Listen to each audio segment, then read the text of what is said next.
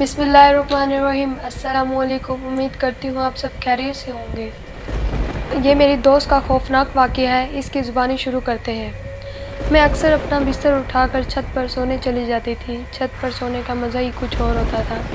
وہ بھی ایک گرمیوں کی رات تھی، سب گھر والے چھت پر سو رہے تھے۔ اچانک رات کو بارش ہونے لگی تو سارے گھر والے اپنی چادریں تکیے سنبھالے نیچے بھاگے، مگر میری عادت تھی کہ میں نیچے کی چٹائی اپنے اوپر ڈال کر سوتی رہتی جب تک بارش زور نہ پکڑ لیتی، کیونکہ مجھے ایسا بہت اچھا لگتا تھا۔ کہانی کو آگے بڑھانے سے پہلے آپ سب سے ایک ریکویسٹ ہے کہ میرے اس چینل کو سبسکرائب، کمنٹ، شیئر اور لائک ضرور کریں۔ کہانی کو آگے شروع کرتے ہیں۔ اس رات بھی سارے گھر والے نیچے چلے گئے اور میں اکیلی چٹائی ڈالے سوتی رہی۔ میں اپنی پرسکون نیند میں بھی تھی کہ اچانک مجھے دو بلیوں کی زور سے لڑنے کی آوازیں آئیں۔ لڑتے ہوئے ان کی آوازیں بہت بری لگ رہی تھیں۔ لڑتے ہوئے چھت کی چار دیواری پر دوڑ رہی تھی اور آوازیں اتنی بھیانک تھی کہ پوچھیں مت۔ ان کی رونے کی آوازیں سن کر مجھے بہت بے چینی ہونے لگی۔ پہلے سوچا کہ کوئی جوتا اٹھا کر ان کو بھگا دوں، پھر سوچا کہ میں اندھیرے میں جوتا کہاں ڈھونڈوں گی، تھوڑی دیر بعد خود ہی لڑ کر تھک جائیں گی تو چلی جائیں گی۔ اچانک خاموشی ہو گئی، میں دوبارہ پرسکون نیند میں چلی گئی۔ تبھی ایک بلی کی زوردار چیخ میری چارپائی کے عین نیچے سے آئی اور میں اچھل پڑی۔ میں چارپائی کے نیچے جھانکی مگر وہاں کچھ نہیں تھا۔ ادھر ادھر نظر دوڑائی مگر وہاں پر بھی کوئی نہیں تھا۔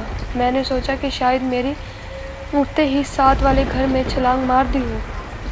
میں نے جوتا اپنے پاس رکھ لیا کہ اب اگر آئی تو اس کو میں نہیں چھوڑوں گی۔ میں دوبارہ لیٹ گئی اور خود کو پرسکون کرتے کرتے تھوڑی دیر بعد نیند میں چلی گئی۔ آنکھ تب کھلی جب بلی کے گڑانے کی آواز میں نے اپنی چارپائی کی سیدھی طرف سے محسوس کی۔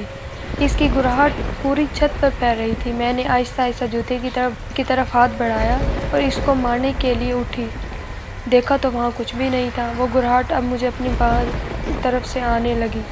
میں نے اچانک بائیں طرف پلٹ کر دیکھا تو وہی آواز مجھے دائیں طرف سے آنے لگی۔ اب وہ آواز کبھی دائیں تو کبھی بائیں طرف سے سنائی دینے لگی۔ کبھی دور ہوئی آواز آتی، پھر قریب سے آنے لگتی۔ شدید خوف میرے بدن میں دوڑ گیا۔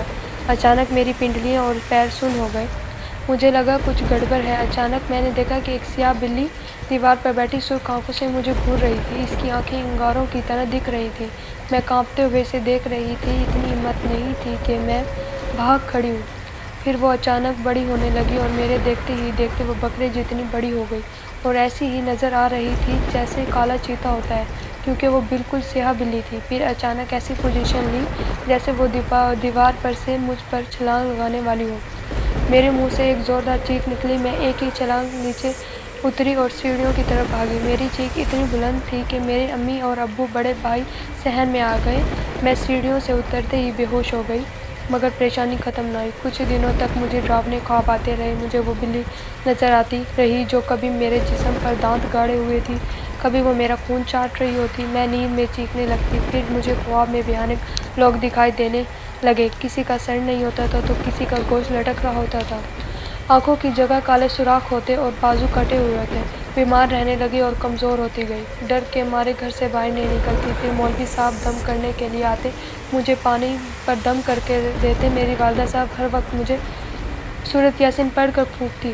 اب فاقہ ہو جاتی مگر پھر وہی حالت ہو جاتی، بیٹھے بیٹھے چیخیں مار کر بے ہوش ہو جاتی۔ ایک روز میں بیٹھی پڑھ رہی تھی کہ کسی کام سے اپنی امی کے پاس گئی۔ مجھے ایک دم ڈر سا لگا تھا۔ میں اپنی امی کے پاس گئی، وہ مجھ پر کچھ پڑھ کر پھونک دے۔ میری امی میری طرف پیٹھ کیے الماری کھولے کپڑے تہہ کر رہی تھی۔ میں نے اپنی امی کو پکارا مگر انہوں نے مجھے جواب نہ دیا۔ میں ان کے قریب گئی، ان کو آواز دی تو انہوں نے مجھے مڑ کر دیکھا مگر وہ میری والدہ نہیں تھی، وہ خوفناک شکل کی عورت تھی۔ اس کا رنگ تانبے جیسا تھا، آنکھیں اس کی سرد اور منہ کا دہانہ بڑا تھا اور وہ ہاتھ پھیلائے ہنستی چلی جا رہی تھی اور مجھے اپنی طرف بلا رہی تھی۔ اس کے دانت چمک رہے تھے۔ میں تو پہلے ہی ڈر کے اپنی والدہ کے پاس دم کروانے کے لیے آئی تھی۔ اس کی عورت کی شکل دیکھی تو وہیں بے ہوش ہو گئی۔ جب ہوش آیا تو مولوی صاحب میرے سرہانے کچھ پڑھ رہے تھے۔ ابو شدید پریشانی میں بیٹھے ہوئے تھے۔ مولوی صاحب کے پوچھنے پر ان کو ساری بات بتائی تو وہ سوچ میں پڑ گئے۔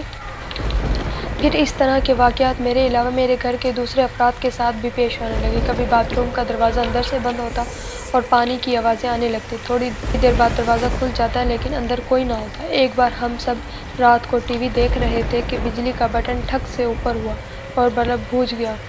اور ایک بار میری امی کی چارپائی کمرے کے بیچ میں کھینچ کر دور کر دی جب وہ سوئی ہوئی تھی۔ چیزیں ایک جگہ رکھتے تھے مگر وہ دوسری جگہ سے ملتی۔ سب گھر والے ڈرے سمے رہنے لگے تھے، کوئی میرے ساتھ نہیں بیٹھتا تھا، سارے بہن بھائی مجھ سے ڈرنے لگتے تھے اور کوئی میری بات سننا گوارا نہیں سمجھتا تھا۔ کالج میں دوست دور رہنے لگے تھے، کئی بار ہم دوست بیٹھی ہوتے تو میری طبیعت خراب ہونے لگتی جس کی وجہ سے میں بے حد شرمندہ ہو جاتی۔ ہمارے گھر کا سکون غائب ہوئے 7 مہینے ہو گئے۔ میں اپنی حالت سے اتنی تنگ ہوئی کہ خودکشی کا سوچنے لگی۔